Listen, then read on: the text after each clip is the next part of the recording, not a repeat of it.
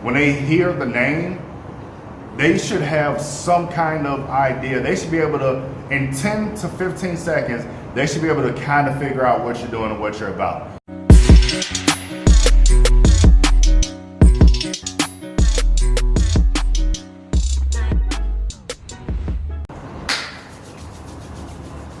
What's going on, everybody? What's going on? What's up, YouTube? Welcome back to the channel. All my money-made men and women manifesting these millions. That's a little bit of a tongue twister, but seriously, it's a good mantra, and I want to give you some of that positive energy, some of that good energy, help you tune into abundance and tune into wealth out here, yep? So, today, naming your brand. What you should name your brand. This is a common problem that I see a lot of people come across. A lot of people get stuck right here. They don't know, what to call their brand. And a lot of times it's the simple things, it's the little things that can have the biggest impact on us, or that can also inhibit our productivity. So before we get into that, if you haven't already, go ahead and subscribe to the channel. Check out my other videos. I got a lot of other stuff going on.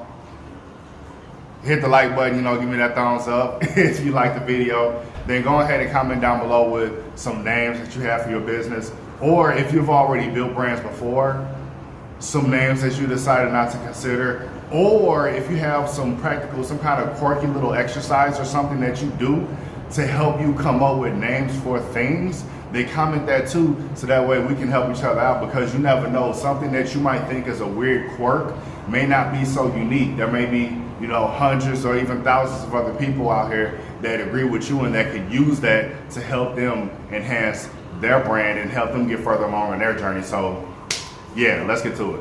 One of the first things you want to remember, right, when you're naming your brand, you want it to be something, you definitely want it to be catchy, right? You don't want it to be cheesy or corny, but you want it to be catchy. Something that kind of rolls off the tongue, maybe a play on words, maybe a metaphor, but you don't want to overcomplicate it, because remember, less is more.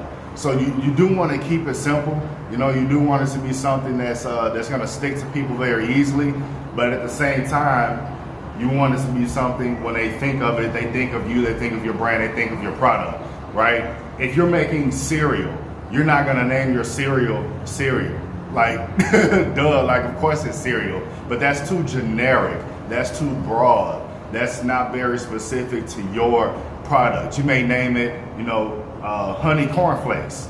If you have cornflakes laced with honey, then that's a little more specific. So you want it to be a little specific, you want it to be catchy, but not cheesy or baity. You don't want to make it seem like, you don't want to make it sound sleazy. You don't want to make it feel like, you want people to like the product, but you don't want to make it seem like you're trying to force people to buy your product. Like, you don't want it to be anything that like degrades anybody or talks down on anybody's ideals, or like, you don't want to be anti anything. So even if your brand is like against something, you just want to focus on being pro the resolution, if that makes sense. And that's the concept you can apply, not even to just naming your brand, but that's just something to keep in the back of your head. You want it to be something that's kind of catchy and rolls off the tongue, right? You definitely want it to be unique to your niche or your area. So, let's say you're opening up a pizza joint, right? And, your name is Dave, and it's your pizza joint. You name it Dave's Pizza Joint, but there's 5 other guys in your area named Dave that are running pizza places, right? Come on now, like, you're gonna get lost in the crowd. The whole point of this is to draw customers and to stand out from all the noise and all the competition. Now, if you're the only guy named Dave in your area that's gonna be selling pizza, then okay, cool, you can run with that. But also keep in mind that, somebody else named Dave can start a pizza joint. So you don't want it to be something that anybody could just completely, totally copy. You don't want it to be something that's like too generic, like I said before. You want it to be a little unique, and you want it to be something that, like, sticks to you pretty much.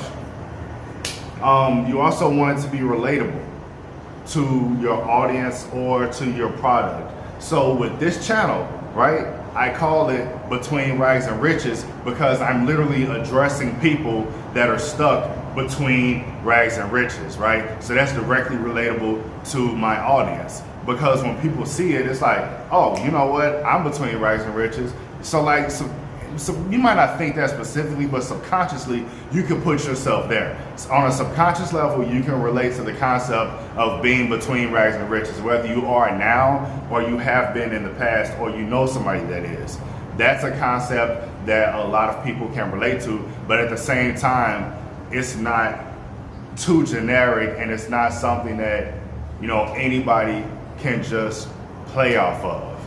You know, even the whole thing with rags to riches, right? That's kind of a common thing, but between rags and riches, that's a little more specific, and it kind of narrows it down. So keep that in mind when you're naming your brand, when you're naming your business. It does not have to include your name. Everybody likes to name things after themselves. Now, if you are branding yourself, if you are your brand, like if you're an entertainer or you're a model or like whatever, like if your image, your likeness is your brand, then okay, that's cool, name it after you. But also you want to keep in mind that, like, how do I explain this? And this is a theory of mine. This is a theory of mine, right? I feel like if you name something after yourself, you're kind of limiting whatever it is to only be as big as you. You see what I mean? Like if it's only about you, then like it can only get so big.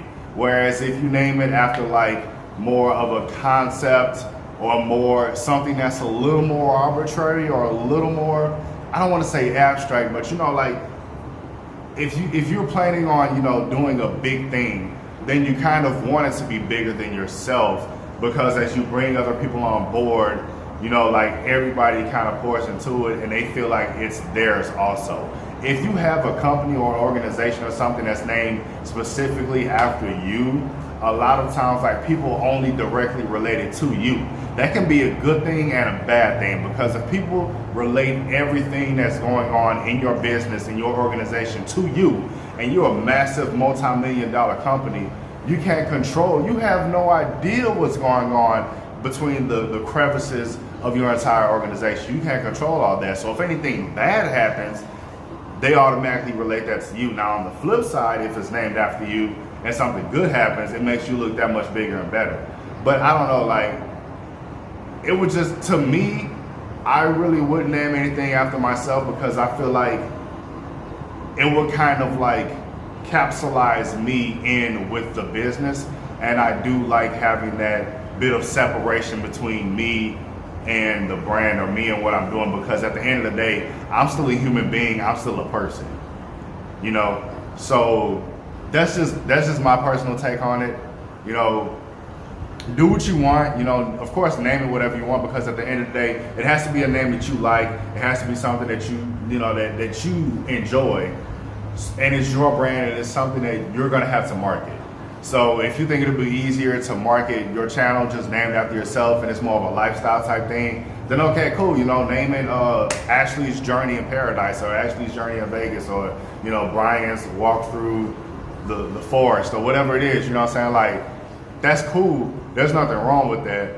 I just wouldn't really suggest it. Like, people, a lot of times people think that they have to have their name in it, or that it has to play off their name in order for people to relate it to them. And it's like, no, like if you're like with this YouTube channel, right? Who do you see on here? You see me.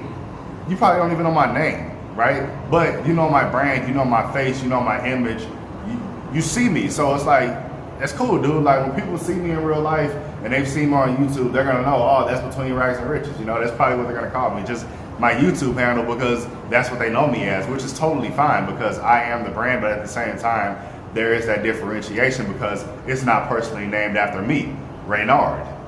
You see?